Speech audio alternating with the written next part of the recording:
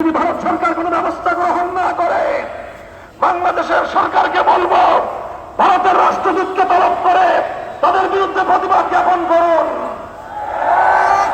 ওরা আমার নদীকে গালাগালি করবে, আমার নদীকে কটূক্তি করবে, আর আপনারা ইলিশ রপ্তানি করবেন। এই খাতির আর এই প্রেম বাংলাদেশের মানুষ সহ্য করবে না। আমরা প্রয়োজনে না খেয়ে থাকবো, যদি আমাদের রপ্তানির অর্থের অভাব পড়ে এদেশের মানুষ পেটে পাথর বাঁধবে।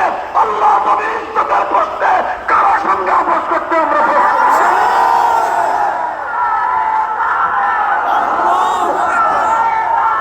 ইনশাআল্লাহ এভাবেই আগামী দিনে আলেম সমাজের সাথে ইসলামী নেতৃত্বের পাশে আপনারা থাকবেন তো? বাংলাদেশকে একটি এই সমাজে ইনসাফপূর্ণ বৈষম্যহীন একটি সমাজ গড়তে চাই। আমরা একটি ইনসাফপূর্ণ সমাজ গড়তে চাই, আমরা একটি বৈষম্যহীন সমাজ গড়তে চাই। মনে রাখবেন, আল্লাহর জমিনে মানব রচিত কোন তন্ত্র মন্ত্রের মধ্য দিয়ে বৈষম্যহীন পূর্ণাঙ্গ ইনসাফ ভিত্তিক সমাজ করা সম্ভব নয়। সেজন্য প্রয়োজন একটাই ব্যবস্থা, আল্লাহর জমিনে আল্লাহ প্রদত্ত রাজনৈতিক বন্দোবস্ত বাস্তবায়ন করতে হবে। খেলাফতের রাজনীতির ধারায় ফিরে আসতে হবে। একদা সারা পৃথিবীকে খেলাফতের রাজনৈতিক ব্যবস্থায় শান্তি উপহার দিয়েছিল, নিরাপত্তা উপহার দিয়েছিল। ধর্ম বর্ণ ভিন্ন মত সবার জন্য খেলাফত।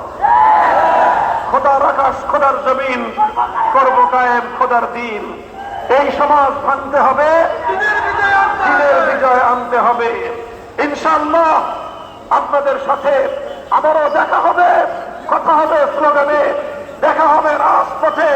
যতদিন না আমরা আল্লাহর জমিনে আল্লাহর খেলাফত কায়েম করতে পারছি, ততদিন আমাদের সংগ্রাম অব্যাহত গতিতে চলবে ইনশাআল্লাহ। থাকবেন তো পাশে ইনশাআল্লাহ। আল্লাহ পাক আপনাদেরকে তৌফিক দান করুন।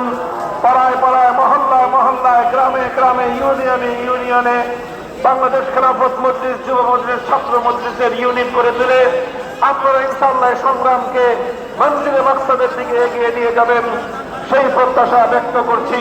ওয়া আখিরু দাওয়ানা আলহামদুলিল্লাহি রাব্বিল আলামিন। বাংলাদেশ জিন্দাবাদ, বাংলাদেশ খেলাফত মজলিস জিন্দাবাদ। নাসরুম মিনাল্লাহি ওয়া ফাতহুন করিব। আসসালামু আলাইকুম ওয়া রাহমাতুল্লাহ।